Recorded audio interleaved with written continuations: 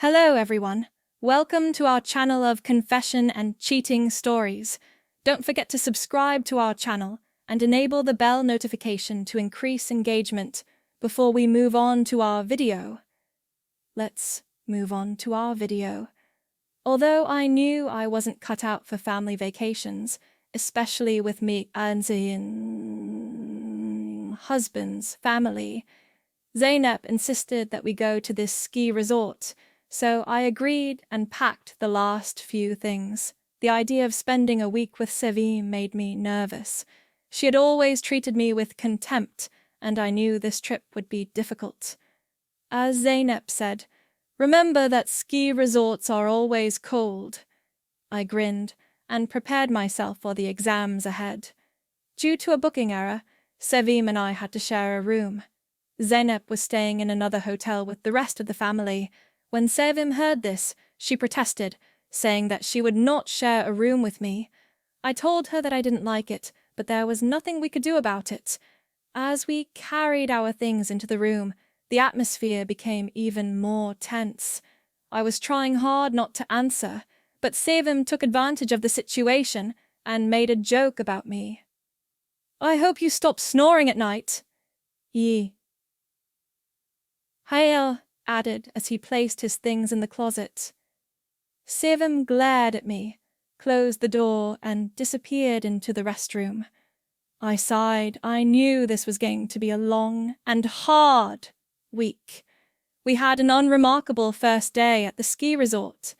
We tried to keep our distance from each other while skiing and taking in the snowy scenery. It was only when we returned to our hotel in the evening that we reconnected. Sevim asked me to empty half the room of my things. When I saw my jacket lying loosely on a chair, I got angry and objected. "This is actually a common room, and my jacket doesn't bother you at all," I said. "Sevim, you are always so messy," she said. My eyes widened, even though I had placed the jacket in the closet. The last thing I wanted was to start another pointless argument. When we decided to have dinner at the hotel restaurant that evening, the discussion heated up at first, but eventually we discovered a common theme: travel. Sevim suddenly asked me if I remembered our last vacation in Italy. Naturally, I grinned as I recalled those carefree times, and we started reminiscing about that wonderful trip. We were eating in small family restaurants, wandering the side streets of Rome, and watching the sunset by the sea. For the first time in a long time, I saw Sevim not as a person who was always unhappy, but as a lovely person with the spirit of adventure in her eyes. "I have always had a soft spot for you," Sevim suddenly said as she looked at me through the window. I was at a loss for what to say. I must have believed that Sevim was capable of arousing feelings other than wrath. I muttered. I felt the blood rise in my cheeks, but I tried not to think about it. "You are the parent of my partner," I said. Sevim grinned and put his hand on mine. My body felt like it was in shock at the contact. "We're both adults," he said, looking into my eyes. "And now that we're alone in this room, away from everyone, don't you feel that there's something between us?" I took a sip. I couldn't take my eyes off his lips. My need, which had been growing for years, suddenly exploded, even though my mind was telling me that this was ridiculous and that I should stop. "Yes, I feel it," I said in a whisper, then leaned forward and pressed a kiss to Sevim's lips. In the morning, I woke up with a pounding headache and an overwhelming sense of guilt. Memories of the previous evening washed over me like an ice wave. How could I have allowed myself to succumb to this crazy urge? I had no idea how sleeping with her parents could betray Zeynep. While Sevim was still sleeping next to me, I stared at them in horror, wondering how my partner would react if they found out what had happened. No one was allowed to find out. I had to make this night as short as possible, and pretend that nothing had happened. I had to forget what had happened quickly.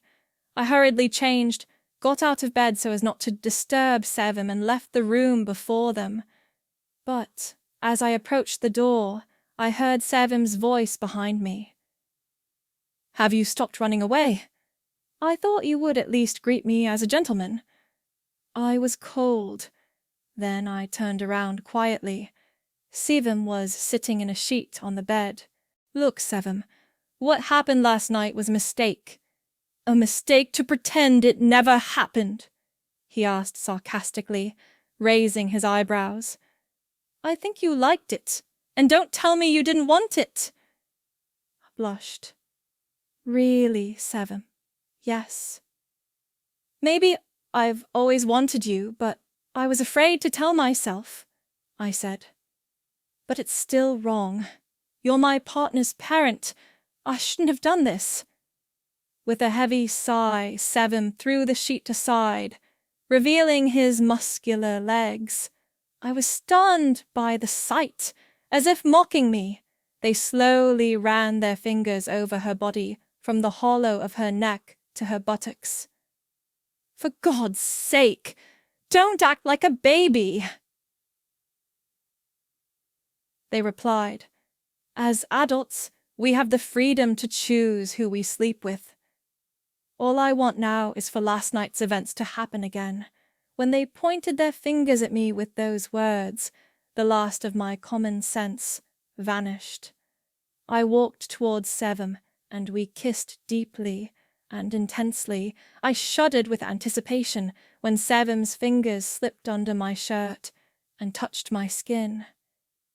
Soon, after our clothes had flown to the floor, we were on the bed, our naked bodies intertwined. Panting, I pressed my hands to every inch of Sevim's body, savoring the warmth and tenderness of her touch. Her gentle moans sounded like the most exquisite music. I ran my lips over their bodies, fueling the passion as they leaned in and knotted their fingers in my hair, their delicate and seductive touch driving me wild. Eventually, reality faded, leaving just the two of us, sliding into bliss as the waves of pleasure crested and followed each other until they became a single, continuous moan. We lay together for a while, sweating and satisfied. We held our breaths, kept silent, and tried to process what had just happened. I stroked Sevim's hair tenderly and savored the closeness between them. Everything seemed perfect in that moment, but in the back of my mind I was already thinking that these passionate moments would cost us the rest of our time at the resort. I was playing with fire. I knew that eventually our relationship would be exposed, and as Sevim and I waited for everyone to go to sleep, our secret glances at each other, risking being caught off guard at any moment, turned into an uninterrupted series of casual touches, blushes, and nightly encounters. Every time I saw Sevim, I forgot everything, even though I knew he was going to ruin my family. With his kisses and his hands, I felt my will being taken away from me, and I became an obedient puppet. One night, after making passionate love in bed once more, still panting, I told Sevim we had to stop. Zeynep began to suspect something. Sevim sat up on one elbow and smiled at me in the semi-darkness with his almost black eyes. "Don't be ridiculous," Sevim said. "Because we are adults, we have the freedom to do what we want. Besides, aren't you enjoying our current relationship?" I shivered with pleasure as she ran her fingers over my chest. Of course, I was enjoying it, but I couldn't let my emotions get in the way of my logic. "That wasn't the case," I protested. "This is wrong. Zeynep is being betrayed by what we are doing here, and you are my wife's mother." Sevim suddenly left my side. They hugged their knees as they sat on the bed, Their expressions hardened. So, between us, despite everything that happened, you chose them in the end, they murmured. How can I make them understand that Zeynep and them are not the only option? As much as I don't want to upset my wife because I love her, she can't help being attracted to me. We have to put an end to it now. Sevim didn't say anything. They looked away from me. Good for you, they said suddenly and angrily. So everything that happened between us was either a mistake or a temporary weakness. Everything is fine. Do what you want. But know that I will not pretend that nothing happened. Sevim continued. I will be honest with Zeynep if they ask me properly. I felt cold inside after hearing those words. If they find out about my relationship with Sevim, they will be devastated, and our family will be destroyed. Please don't do this. I started to beg Sevim, but they were already dressed and up. How can I avoid lying to my partner? I'm sorry, but I can't take it anymore. I have kept my feelings to myself for too long. Sevim looked across at me. Look at me, he said. No, now get ready for the consequences.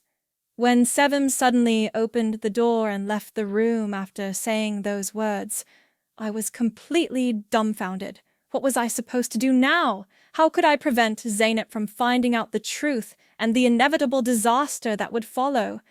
I held my head, feeling like I was trapped in a hurricane, with no way out.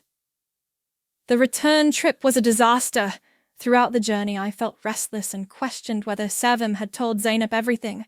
Judging by my husband's behavior, my secret had not yet been revealed, but for how long? The next few days were a nightmare for me. I dreaded every phone call and knock on the door, waiting for Zeynep's angry expression and my demand for an explanation. But the days passed without any movement. Sevim had obviously decided to hide our connection for now. But just as I was about to breathe a sigh of relief, fate intervened. One evening, after a serious conversation, Zeynep told me the news of her pregnancy. While this news should have made me happy, it made me feel even more hopeless. We were expecting a child, and I had cheated on my wife in the most disgusting way. How could I face my child knowing how despicable their father was? How could I create a happy family based on dishonesty and lies? How could I go on? I had no idea. If I told them, Zeynep would be ruined, but the guilt was gnawing at me, and I couldn't keep quiet. Sevim was there too. At any moment they could decide to ruin my life by revealing our secret. In the end, I took the only action that felt right for me. I decided to give up everything I cared about for our unborn child, Zeynep. Even though I knew it would hurt them, it was better than living with a traitor and a liar. I went to Zeynep, packed my things, and left a letter saying I was sorry for being such a coward. I asked them not to follow me. Then I got in my car and drove away, not knowing where to go or what to do. My old life was gone. I would only face uncertainty and a heavy burden of shame that would follow me for the rest of my life. I was being held responsible for my mistake. Shame, despair, and bitter regret were emotions I had suppressed from the beginning, but I finally released them as the lights of the city faded in the rear-view mirror. Crying, I had to deal with the repercussions of my own actions that had ruined my happiness. Perhaps I secretly hoped that one day I would find peace and be able to atone for my mistakes, even if it meant living the rest of my life. This is the end of this story. Don't forget to subscribe to our channel and activate the bell notification to get our stories before anyone else. See you in our next cheating story. Goodbye.